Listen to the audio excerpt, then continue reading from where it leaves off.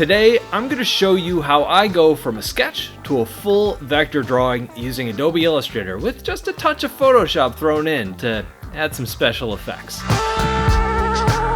Hello, my name is Brad. Usually I review tech for creative professionals. Today I'm doing something a little bit differently. We are going to be doing an introduction to Adobe Illustrator. In order to do that, we're going to be taking this sketch and we're going to be turning it into this finished drawing. Now my goal here is to make this super simple. If you know a little bit about Adobe Illustrator already, as I go through some of these steps, you might be saying, hey, couldn't the pencil tool do that? Or couldn't the shape tool do that? Or couldn't we just do this another way? And the answer to all those questions is most likely yes. But we're going to be focusing a lot today on the pen tool, because if you can master the pen tool, you have mastered Illustrator. Everything else just falls into place. I started using Adobe Illustrator years ago because I didn't have a drawing tablet. And so the techniques that I use there, I'm going to be talking about today. So with that said, let's go over the three primary tools that we're going to be using throughout this entire lesson.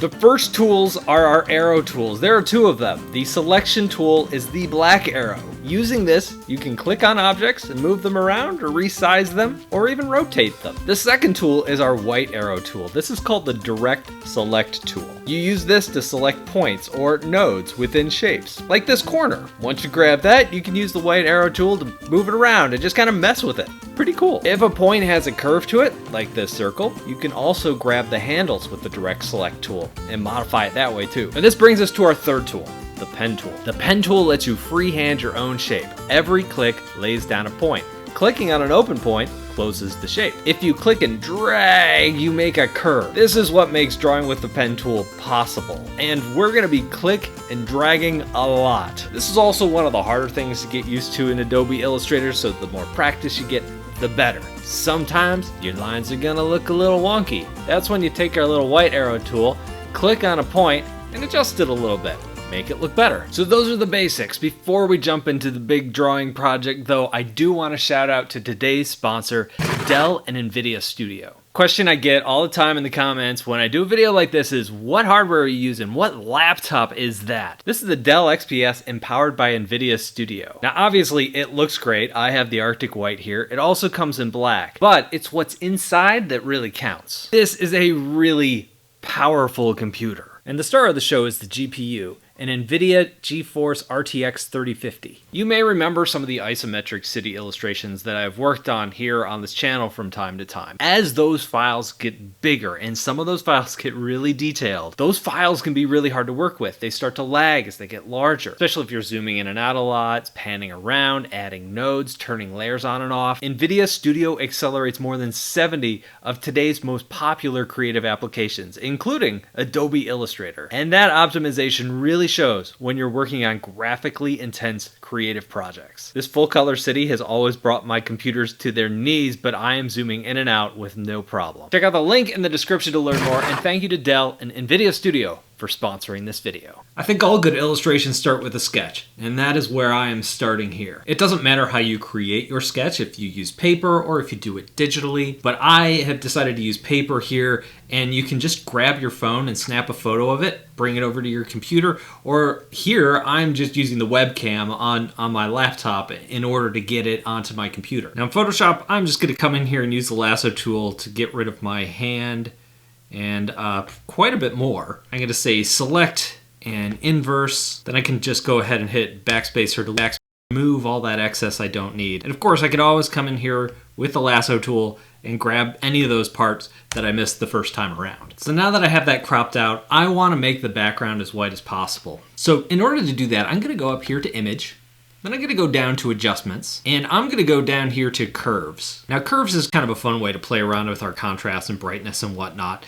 And what we have are different peaks over here. This is our whiteness. So if I want to just grab this over here and pull it over, that's going to just pull all the white back into the drawing. It's basically going to brighten everything. And on the bottom half of that scale, I can pull it up to make some of my lines a little bit darker. Now, as you can see underneath, I am losing some of my lines, so I do want to adjust that a little bit. Maybe I don't want to make it too bright, so maybe I'll pull it back a little. Maybe pull this back as well. But I can always add an actual curve to play with the different parts of the drawing. This is the part where you just fiddle with it and try to find something that works. It's not perfect, but I think this is going to work really well for what we want to do. So I'm going to go ahead and click OK. Now I can just take my selection tool, highlight my character, hit Control C, open up Adobe Illustrator. What file size we use isn't important, so I'm just going to go with the basic letter size. And then I'm going to hit Control V to paste in my sketch, and we're on our way. But what's important to know is over here on the left side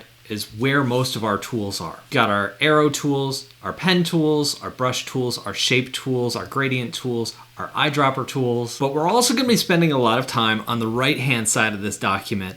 And by default, Illustrator is going to look like this. You've got your properties, you've got your layers, and those are the two tabs right here that I'm going to be switching between quite a bit. But for now, I want to start by going to the layer, and I'm going to lock the layer that my sketch is on. And there is a little invisible spot next to the little eye, and if you click it, a lock icon is going to appear. Now down at the bottom of the page, I'm going to go ahead and click this little plus icon that says create a new layer, and all our lines that we're going to be drawing in this first part are going to be on its own layer. I use a lot of keyboard shortcuts in Adobe Illustrator, and one of the key ones is Control plus to zoom in and Control minus to zoom out. Oftentimes, when you gotta do detail work in Illustrator, it's really good to zoom way in so you can get at some of those points and lines. The other keyboard shortcut I rely on a lot is the spacebar. That brings up your hand tool, which lets you pan around your document. So you're gonna see me zooming in and out and panning around the document quite a bit. It's totally normal. Most people work that way in Illustrator, and those are some shortcuts to get used to early. All right, so let's just start drawing. I'm gonna start with my character's ear here by drawing a line. So I'm going to click my first point,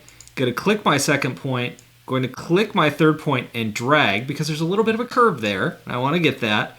And then I'm going to come down here. I'm going to click and drag again, click and drag again, and then over here. Now when I'm done drawing those lines, you're still going to be attached to this. So wherever you click, it's going to create another point. I don't want that. So when I'm done with that line, I'm going to hit escape.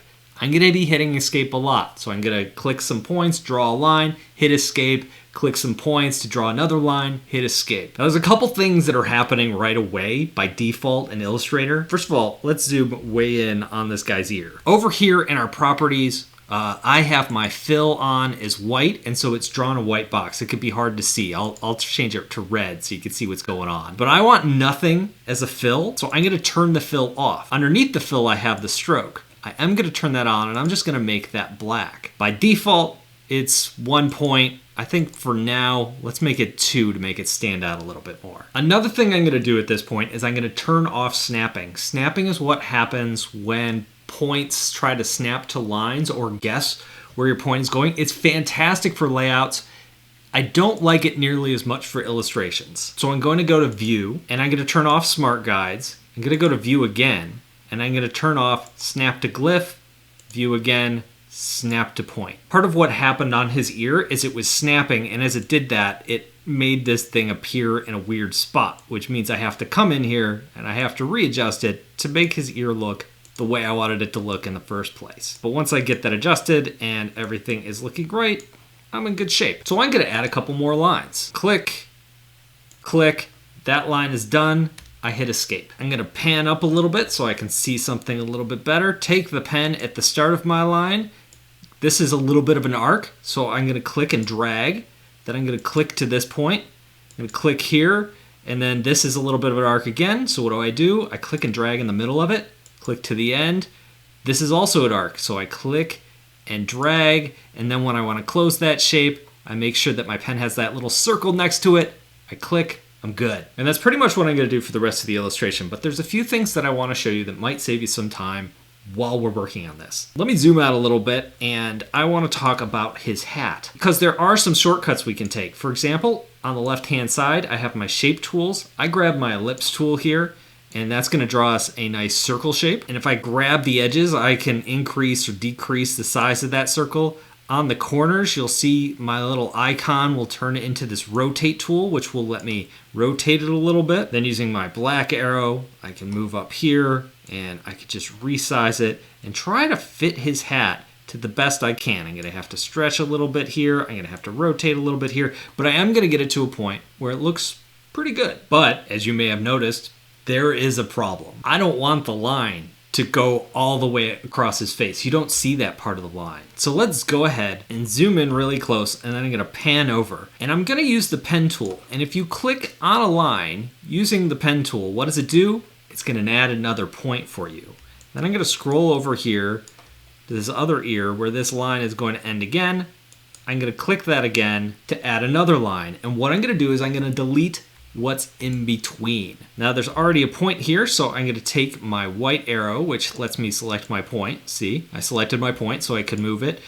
But once it's selected, I can also hit backspace or delete, and it just removes it for me. And there we go. We've got our hat. Now, as you probably noticed in your sketch, there are two lines there. So if I hold the Alt key and drag on that shape, I can actually duplicate it and just place it where I want it to go. And then like I did before using the white arrow, I can grab the points I don't want and just grab that other point, delete them as I go. And then when I want to, I could zoom way in, like I was talking about. I zoom a lot here, and I could add a little bit of an extra line to complete things. So using the pen tool, if you hover over the end of a line, you can click on it, and then I could drag it to where I want to go, probably right about there. I'm done with that. I'll hit escape, zoom out, and I'm gonna pan over and then zoom back in. Whoops, it's focused on that icon, that's all right. And I'm gonna do the same thing on this side. Click and click, hit escape, and there we go. So I'm gonna go through this, and there are gonna be points where I'm gonna have to delete things. For example, his finger right here,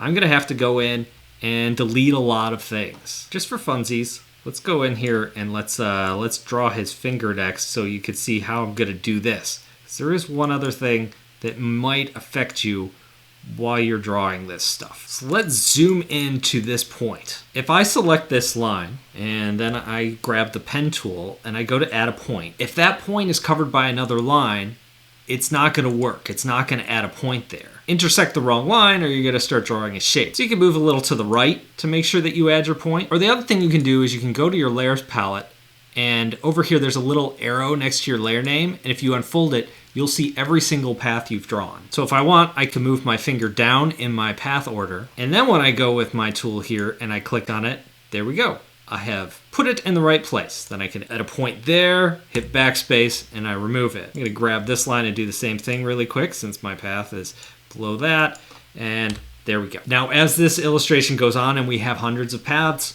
you are going to run into the problem of trying to figure out what's on top and what's on bottom. So organizing these things in layers is really going to help you. So I'm going to go through the rest of this, and I'm going to get the main pieces, but I'm not going to draw in the details yet. Just the major outlines, and I'll see you in a minute.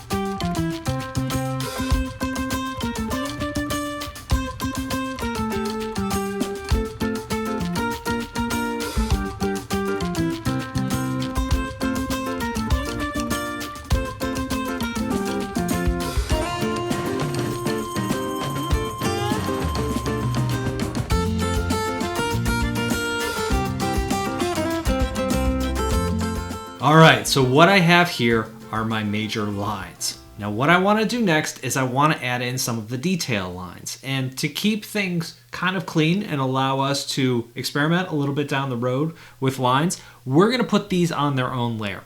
So in the lower right hand corner of our layers palette, I'm going to click that plus button. We're going to create a new layer. And just to make things easier, might as well lock the old layer so we know we're not accidentally drawing on it. Now we're going to do the same exact thing we did last time, and we're just going to start drawing in some of these other lines. And you're going to see our line color has changed. You can assign layers a color so it's easier to tell what layer you're on, which is really handy. Before I get too far into this though, we're going to go back over to our Properties tab on the right. Now this time, where it says stroke, where I had it at 2 points, I'm going to change that to 1 point. By varying the width of these strokes, it's going to give our drawing some variation, and it's going to give it some detail that otherwise it wouldn't have. But here, I'm just going to continue on its own layer to draw in these thinner lines and add in some of these details. So, see you in a minute.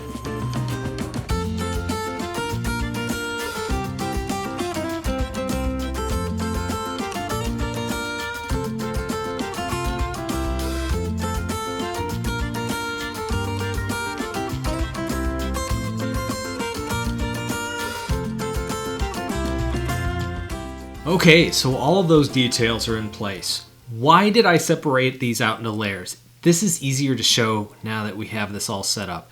So I've locked my green layer, and I'm gonna come over here and I'm just gonna drag over everything in my red layer, and then I'm gonna go back to properties, and then on my stroke size, I can change this size. If I wanna double the width of those strokes, I can go in there and do that. Doesn't look good, but what this allows me to do is it allows me, by separating those layers, to go in here and experiment a little. Maybe it looks good with like a 3-point, and I can keep going and playing with that. I can also play with those inside details a little bit differently if I want to make them thinner in some parts, or if you want to color them. That's something that's very easy to do in Illustrator, and something that, you know, is one of the great benefits of vector art in general. But you've probably already noticed that I've got something else set up here. I'm gonna go back to layers. What I did is I created a new layer, layer 4, and I did that by clicking on the plus button at the bottom of my layers.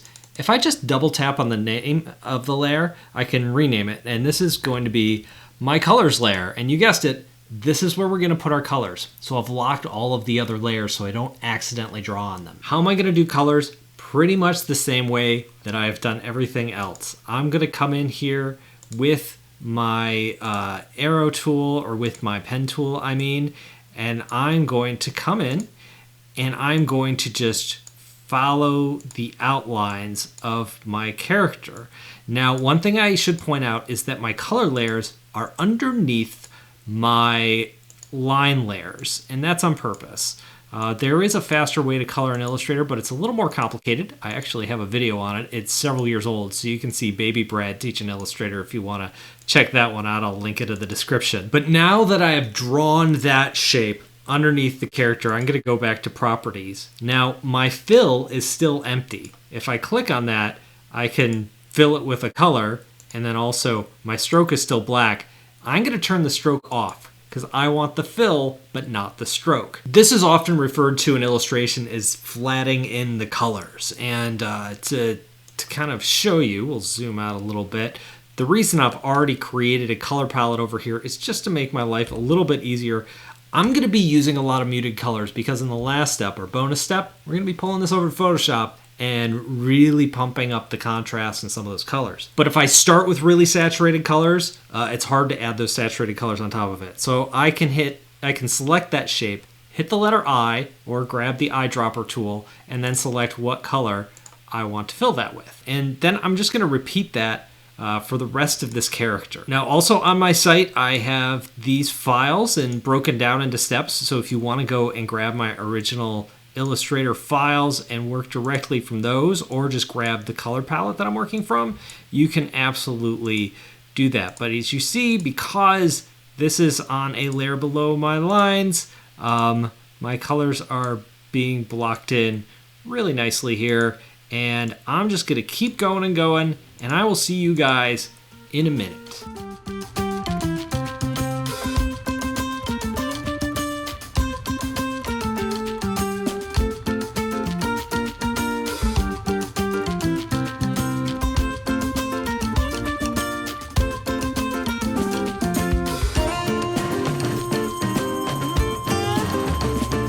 Alright, so I've blocked in all my colors. I also added an extra layer to throw a background color behind him because we're going to need that eventually. So that's good to have. So now that those flats are in place, it's time to add the shadows. I'm going to lock my color layer and my other layer, and I'm going to go down here and hit plus, and I'm going to create a new layer, layer 6, which I'm going to name Shadows, above the colors. Now when I'm creating shadows, I want to think about what my light source is. Here, I made it pretty clear. I put his little glowing magic finger in there. That's going to be my primary light source. What that means are my shadows are going to fall on the other side of that character, more along the left-hand side of that character. So if that light is on his finger, maybe the bottom of his arm has a little bit of a shadow on it. So to make shadows on this new layer, I'm going to use the pen tool again, our friend the pen tool. And I'm just going to come in here and I'm just going to kind of guesstimate where the shadow's going to go. And I will draw it in just like that. Just clicking everything into place. Click and drag, the Illustrator way, right?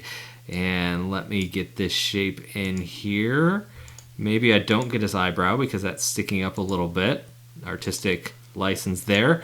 All right, so I have another shape in there. I'm gonna go to properties and I'm gonna actually change this shape to black. And for the rest of this lesson, I'm gonna be using black a lot for my shadows. Now, when we're done with it, we're gonna do some things, but right now, we're just gonna block it in and it's just gonna be black and we're gonna roll with it. So with that said, I'm gonna speed through these shadows.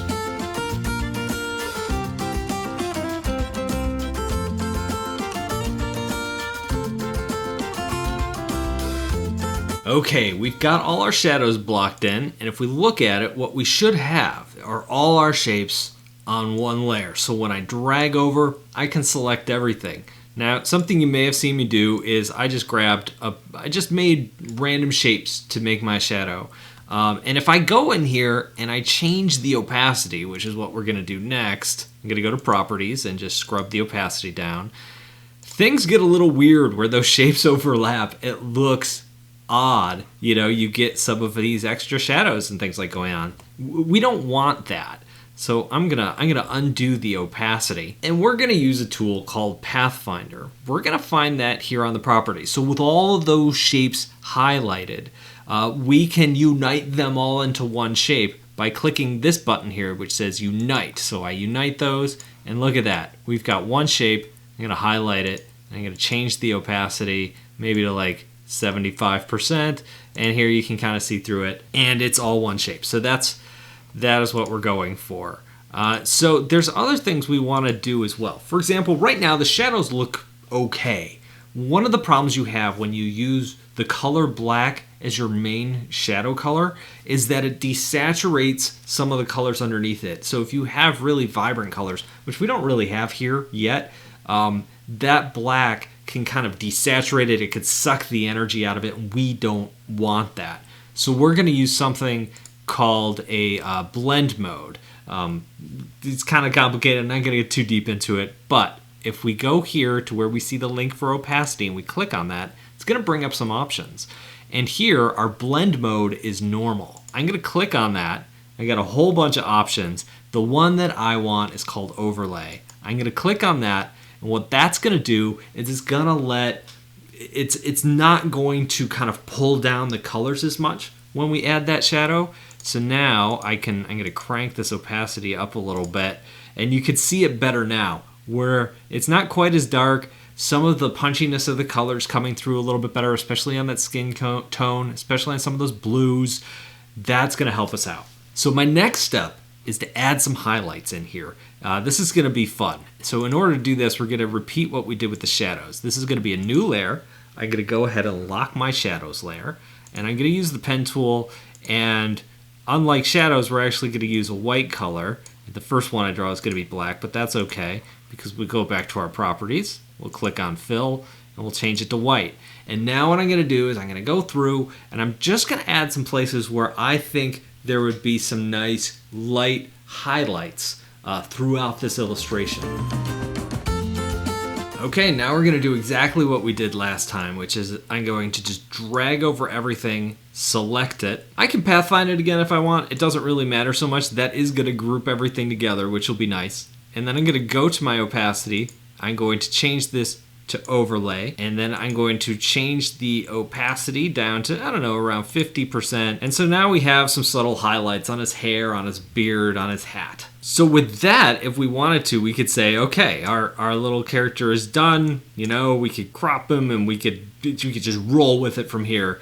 But we're going to add some extra spice. And in order to do that, I'm going to import this character into Photoshop and show you what I do from there. So in Photoshop, I'm just going to start a nice 2000 pixel by 2000 pixel image, something that will look good on Instagram or social media. And then I'm going to go back over to Adobe Illustrator, and I'm going to go to my layers, and I'm just going to unlock everything except the sketch layer. And actually, I don't really need the background either. So I'll just highlight this character. I'm not going to worry about the swatches either. And once everything is highlighted, I'm going to hit Control C or Command C if you're on a Mac. Go back to Photoshop, and then Control V. Now what's cool about Photoshop is that there are smart objects, Because this is a vector drawing, you can scale it up and make it huge and you're not going to lose any resolution. So you could lump it as a smart object, which I think I'm going to do now.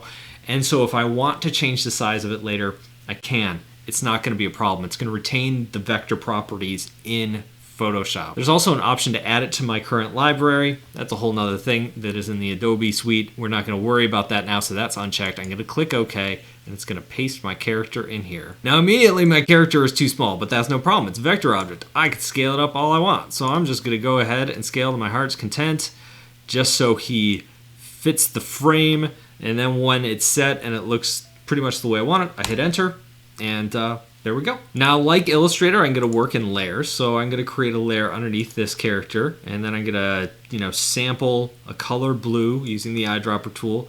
Maybe grab something a little bit darker, just like I did before, and I'm going to fill that. Now, I said before, the reason I was using desaturated colors is because I want to add some of the more brighter, more intense colors in this step. So what I'm going to do is, above my character, I'm going to create a new layer.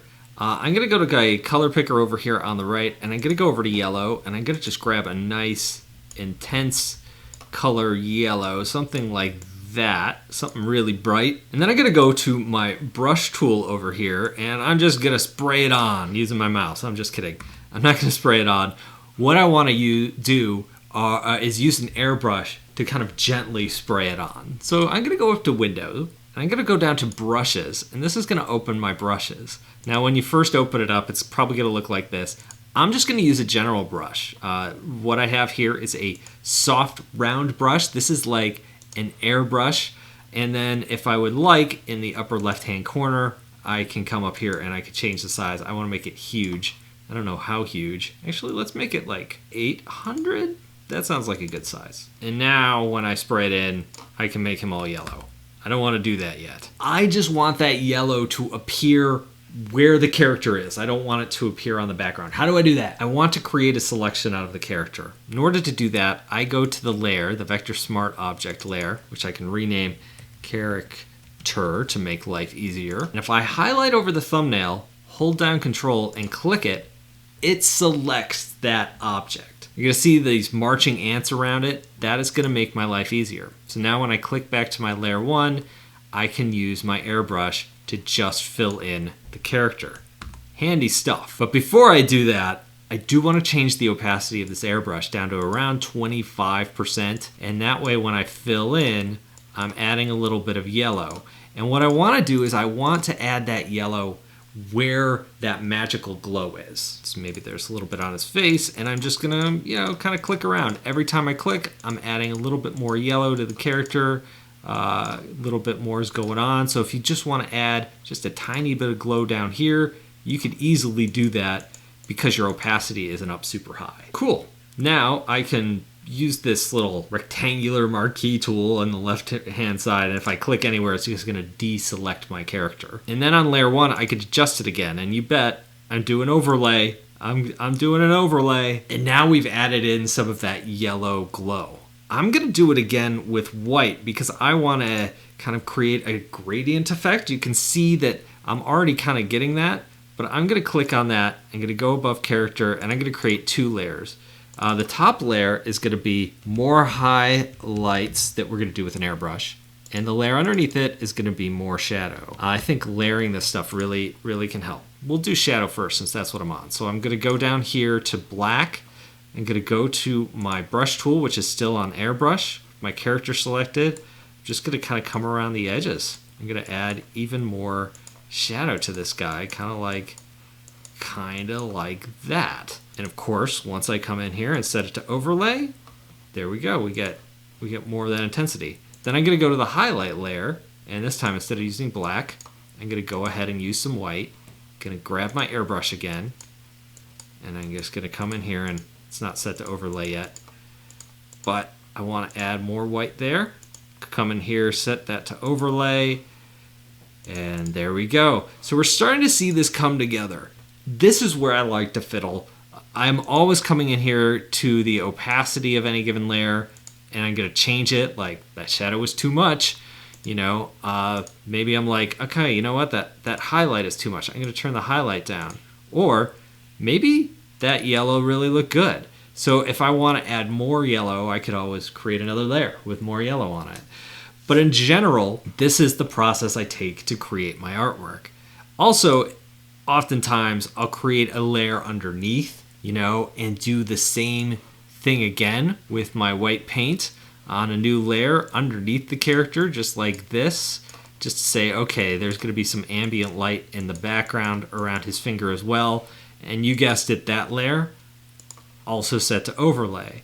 So that is pretty much my process. That is how I like to go about creating cartoons using vector art, bringing it into Photoshop, playing around with the settings, and doing some things. If you take a shot at this, I would love to see it. Make sure you tag me on Instagram or Twitter or wherever you choose to post. And again, if you want to use my sketches, those are available on my website. You can download those. So what do you think? Let me know down below in the description. Thank you all for watching, and I'll talk to you in a couple of days.